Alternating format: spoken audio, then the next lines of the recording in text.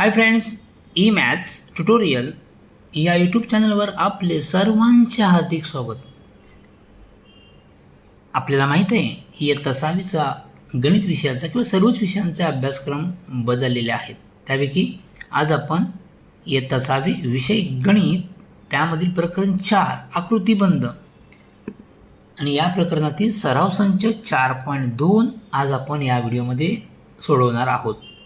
तुम्ही जर या चॅनलवर नवीन असाल किंवा चॅनल अजूनही सबस्क्राईब केलं नसेल तर चॅनल सबस्क्राईब करा, तसेच लाईक करा. विद्यार्थी मित्रांनो, आपल्याला काय दिलं आहे तर खाली दिलेल्या संख्या मालिकेतील आकृतिबंध ओळखा आणि पुढील 3 संख्या लिहा. आपण आपल्या पुस्तकामध्ये अनेक संख्यांचा आकृतिबंध शिकलेलो आहोत. त्यापैकी काही आकृतिबंध या ठिकाणी ओळखायचे आहेत आणि पुढील 3 संख्या लिहायच्या आहेत. पहिलं बघा, 1 1 1 सोपं आहे. 1 म्हणजे 30 संख्या पुन्हा दिले. 1 1 1 सारखी संख्या आहे. 1 किती वेळा लिहिला तर 30, म्हणजे अशा अनेक संख्या लिहू शकतो. त्यानंतर या ठिकाणी ह्या नैसर्गिक संख्या आहेत.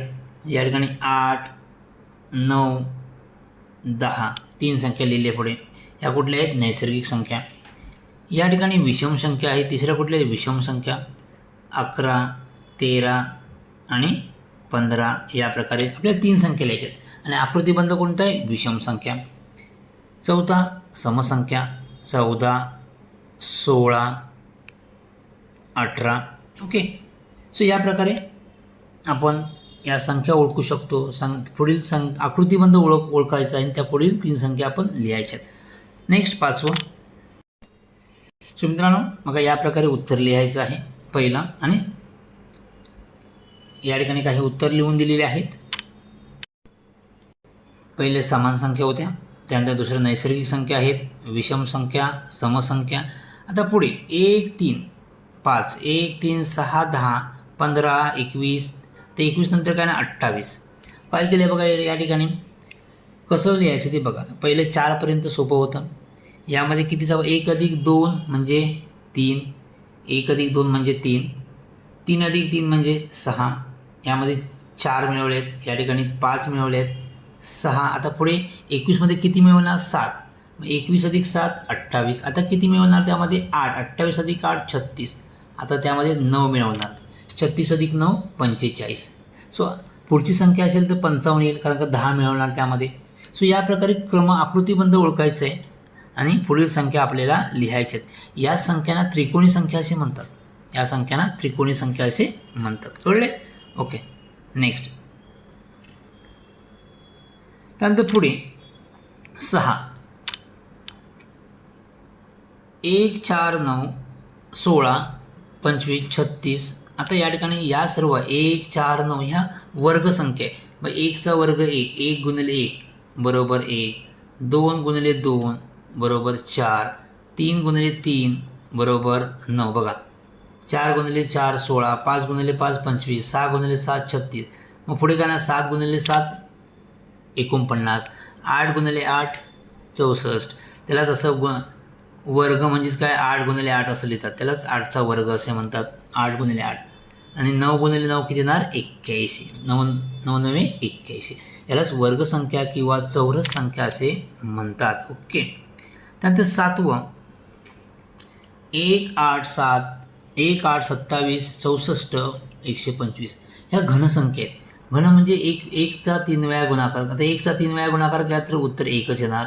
2चा 3 वेळा गुणाकार केला तर उत्तर किती येणार? 8 येणार. 3चा 3 वेळा गुणाकार केला तर 27 येईल. हे असं लिहितं 2चा घन. ओके, 2चा 3 वेळा गुणाकार म्हणजे 2चा तिसरा घातांक. मग हा 2चा चौथा घातांक आहे. 2चा पाचवा इथे 2चा पाचवा नाही, इथे 3चा तिसरा घात आहे.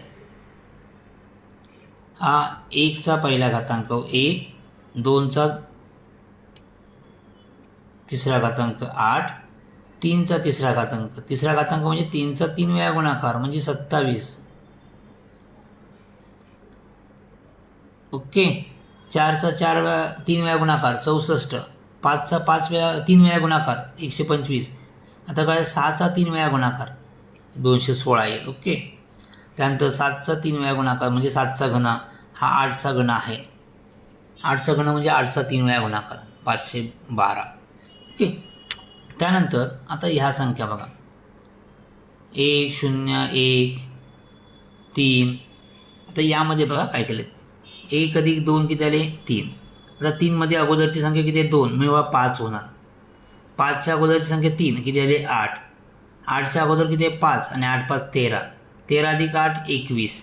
21 अधिक 13 34. 34 अधिक 21 55. 55 अधिक 34 89. आणि पुढची संख्या जर काढायची असेल तर 89 आणि 55 तुम्हाला काय करावं लागेल, बेरीज करावं लागेल. या संख्येलाच काय म्हणतात, विरहांक संख्या असं म्हणतात. पुस्तकात आपल्या आहेत. ओके. तर दुसरं 9. 1 2. 1ला 2ने गुणल्यावर 2 होतं. 2ला 2ने गुणल्यावर 4. 4ला 2ने गुणा 8. 8 दुने 16. 16 दुने 32. 32 दुने 64. 64 दुने 128. म्हणजे प्रत्येक संख्येला 2ने गुणतोय. 128 गुणिले 2 256. 256 गुणिले 2 512. म्हणजे प्रत्येक संख्येला 2ने गुणतोय म्हणजे दुप्पट संख्या आहे. ॲक्च्युली 2च्या घातांक संख्या आहेत. 2चा पहिला घात, 2चा शून्यावा घात, 2चा पहिला घात, 2चा दुसरा घात, 2चा तिसरा घात अशा संख्या आहेत. परंतु आपण ह्या दुप्पट संख्या लगेच कळेल. प्रत्येक संख्येला 2ने गुणायचं आहे. त्यानंतर शेवटला तिप्पट आहेत. प्रत्येक संख्येला 3ने गुणले. 3 त्रिक 9, 9 त्रिक 27, 27 त्रिक 81, 81 त्रिक 243, 243 त्रिक 729 आणि 729ला 3ने गुणल्यावर 2187 उत्तर येईल. आपण तिप्पट संख्या म्हणूया. पण हा 3चा घातांक आहे. 3चा शून्यावा घात, 3चा पहिला घात, 3चा दुसरा घात, 3चा तिसरा घात अशा ह्या संख्या आहेत. ओके. सो विद्यार्थी मित्रांनो, आपण पूर्ण हा सराव संच सोडवला आहे आणि तुम्हाला समजला असेल. सोपी गणित आहेत. व्यवस्थित प्रॅक्टिस करा, तुम्हाला नक्की येतील. ओके. सो व्हिडिओ आवडला तर नक्की लाईक करा आणि सबस्क्राईब करायला विसरू नका. थँक्यू.